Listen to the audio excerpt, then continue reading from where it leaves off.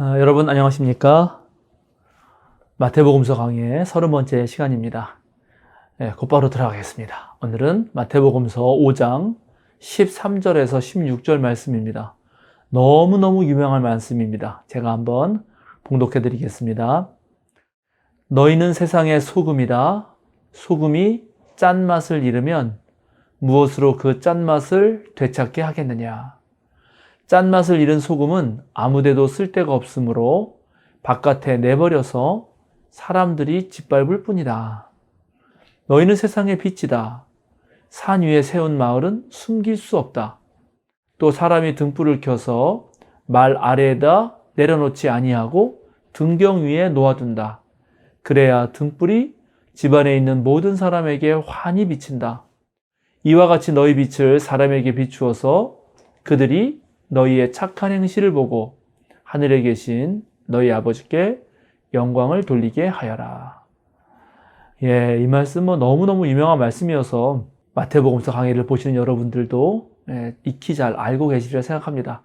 그런데 너무나 유명하기 때문에 오히려 그냥 내가 다 안다 생각하고 잘 생각해 보지 않을 수도 있습니다.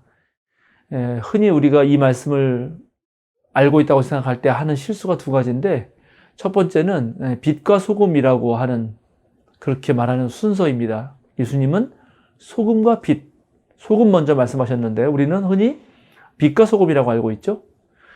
두 번째는 예수님은 너희는 세상의 소금이다, 너희는 세상의 빛이다, 이렇게 말씀하셨는데 우리는 마치 예수님이 우리에게 너희는 소금과 빛이 되어라 이렇게 말씀한 것처럼 그렇게 이해할 때가 많이 있습니다.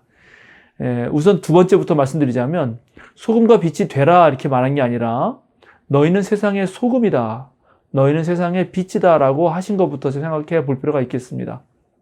산상설교를 듣고 있는 사람들은 팔복의 말씀 시작할 때 말씀드렸지만 푸토코이, 즉 가난한 자들, 그것도 매우 극빈한 자들이라고 말씀드렸습니다.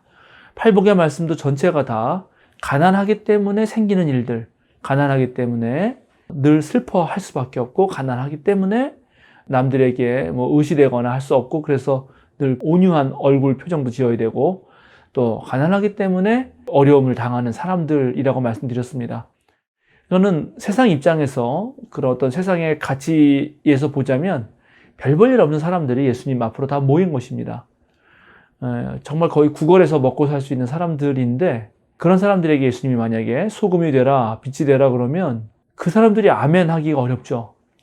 지금 먹고 사는 것도 힘들어 죽겠는데 우리가 어떻게 소금과 빛의 역할을 하라니, 하루 종일 그 일을 해도 집안 식구 하나 봉양하기도 어려운 상황인데 그런 말 참 힘들죠.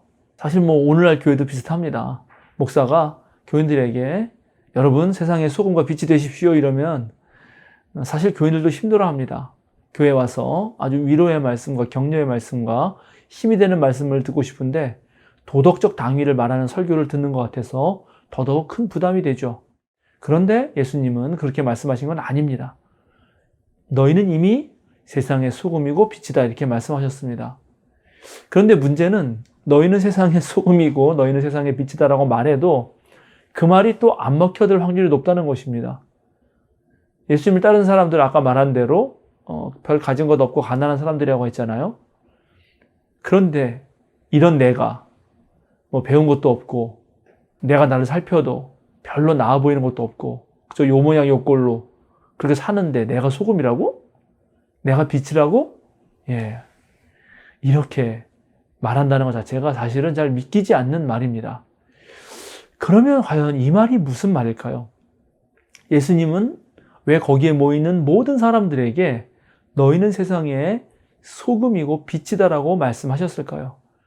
만약에 지난주에 읽었던 예수님을 위해서 모욕을 받고 핍박을 받는 사람들만 가리켜서 곧바로 이어서 말한 거라면 조금 이해가 되는데, 그게 아니고 거기에 모이는 모든 사람들에게 말한 것이라면 이 말씀을 이해한다는 것은 참 쉽지가 않습니다.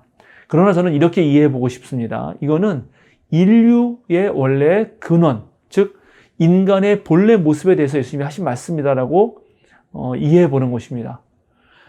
지금 비록 형편은 좋지 않더라도 이 세상에 처음 태어났을 때, 그때 인간은 그 자체로 소금과 빛이 아닐까요? 여러분 주변에 갓난아기, 한 돌 정도 되는, 또는 두 돌, 그렇지 않아도 3, 4살 되는 아기, 특별히 해맑게 웃는 아이의 얼굴을 한번 보십시오. 그 웃는 아이의 얼굴을 보면서 그 아이의 사람됨을 생각해 보시죠. 어떤 생각이 듭니까? 그 아이 자체가 정말 소금하고 빛 아닙니까? 그 아이만 봐도 나도 모르게 저절로 미소가 지어집니다. 그렇죠? 얼마나 소중하고 얼마나 힘이 됩니까? 우리가 그 아이를 보면서 그 아이가 얼마나 많이 가졌는지, 그 아이가 지식이 있는지, 그 아이가 권력이 있는지, 사회적 지위가 있는지 그런 거 묻지 않습니다. 아이를 있는 그대로 보죠. 그리고 있는 그대로 보면서 이 아이는 정말 소중하구나, 소금과 빛이구나, 이렇게 느껴집니다. 사실 모든 사람은 하나님의 형상으로 지음 받았다고 성경은 말하고 있습니다. 그러니까 인간은 태어날 때부터 하나님께서 허락하신 창조적 자유와 이 세상을 돌보고자 하는 청지기적 사명을 가지고 있습니다. 또 하나님의 아들, 딸만이 지닐 수 있는 그런 양심과 사랑하는 마음을 가지고 태어납니다. 그래서 존귀한 존재입니다. 정말 소금과 빛입니다. 그런데 이 세상에 적응하고 또 살다 보니까 또 열심히 일해야 되고 많은 일들에 내 생각을 빼앗기고 삶을 빼앗기다 보니까 자신이 원래 그러한 사람이라는 것을 잊어버리는 경우가 많습니다. 자존감도 떨어지고요. 상처 입는 일들이 많아지고 또 그렇게 상처 입은 가슴에 두려움과 열등감이 일어나기도 하고 그런 것들이 마음속에 또아리를 들고 있다가 상대방을 공격하기도 하고 또 좋지 않은 그런 소리를 하기도 합니다. 삶이 가난하고 힘들수록 더 그런 마음들이 많이 들게 되죠. 그러니까 어쩌면 예수님은 거기에 모인 모든 사람들을 통해서 그렇게 상처받고 아파할지 모르지만 너희가 원래는 그런 사람들이 아니었다라는 말을 해주고 싶었던 것이라고 저는 생각합니다. 너희는 세상의 소금이다. 너희는 세상의 빛이다. 그러니까 잊지 말아라. 세상 사람들이 아무리 너를 힘들게 하고 세상살이가 고달파도 너의 원래 사람됨을 상실하지 말아라. 떳떳하게, 당당하게 그렇게 살아라. 다른 사람들이 짓밟는다 해도 내 스스로가 내 사람됨을 지킨다면 그러면 괜찮을 거다. 그런 말이라고 저는 생각합니다. 소금이 맛을 잃으면 밖에 버리워서 밟힌다. 이런 말이 있는데 그때 당시 소금은 우리가 염전에서 하는 그런 소금이 아니라 이렇게 돌에 땅바닥에 있다가 그 바다 속에 묻혀 있다가 그 땅이 융기되면서 거기서 소금기를 품고 있는 돌이 나오거든요. 그럼 거기서 소금 성분만 이렇게 긁어서 맛을 냈는데 그런 걸 이제 밖에 두면 비가 오고 이러면 소금기가 다 빠져서 돌만 남죠. 그 돌은 이제 밖에 버리고 사람들의 발에 치이게 되는 그런 형편인데 그 소금기를 내 스스로 간직하고 내가 원래 하나님으로부터 받은 그 인간성을 지키고 있다면 되지 않을까? 원래 너희가 스스로만 잊어버리지 않는다면, 그러니까는 너희가 가장 기억해야 될 거는 바로 너희 자신이 소금이고 빛이다. 소금과 빛이 되라가 아니라 소금과 빛이었으니 다시 그 원래 모습을 회복하라 이렇게 말씀했다고 보여집니다. 근데 왜 예수님이 소금부터 말씀하셨을까요? 그거는 오늘 본문을 잘 읽어보면 되는데 소금에 대해서는 역할을 얘기하고 빛에 대해서는 어떻게 하면 그 빛을 많은 사람에게, 세상 사람들에게 비출 수 있을지를 말합니다. 그러니까 소금은 역할을 말하는데 빛은 역할을 말하는 게 아니죠. 그러니까 빛임에도 불구하고 그것을 덮어두지 말라 그런 얘기를 하는 것입니다. 여러분 잘 아시겠지만 소금은 동서고금을 막론하고 모든 음식에 들어갑니다. 그래서 음식이 제 맛을 내도록 하는 인류 공통의 양념이고요. 가장 필요하고 귀한 것이었습니다. 그래서 옛날에는 소금으로 봉급을 줬죠. 영어로 셀러리, 봉급이라는 말은 라틴어 살랄룸이라는 데서 나온 것입니다. 그러니까 소금이죠, 소금. 소금이라는 단어에서 셀러리가 나온 것이죠. 그런데 예수님께서 소금을 먼저 말하신 것은 그 소금이 바로 그 역할을 하면 그것이 세상 사람들에게 빛이 되기 때문입니다.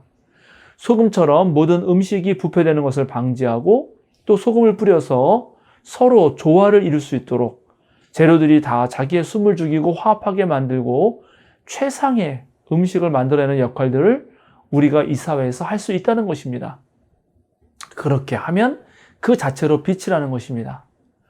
약방의 감초라는 말이 있듯이 우리가 이 사회의 어느 곳에 있든지 간에 개인과 공동체가 부패되는 것을 막아내고 또 거기 공동체에 속한 사람들끼리 서로 아주 갈등을 일으키지 않고 잘 어우러지게 만든다면, 그래서 사람들이 함께 사는 그 맛과 즐거움과 멋을 이끌어내는 사람이라면, 우리가 그런 사람이라면 바로 그 사람이 빛이죠. 빛입니다.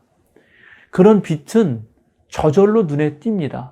즉 산 위의 동네가 남들 눈에 자연스럽게 띄듯이 그런 사람은 늘 사람들 눈에 띄기 마련이죠. 그런 것을 일부러 대박으로 덮어둘 필요는 없습니다. 그죠? 빛은 당연히 등경 위에 두는 것이 맞습니다. 자, 그러니 이제 예수님이 오늘도 우리에게 말씀하십니다. 너희의 본래 모습을 회복하라. 너희는 있는 그대로, 존재 그대로 원래 소금이고 빛이었다.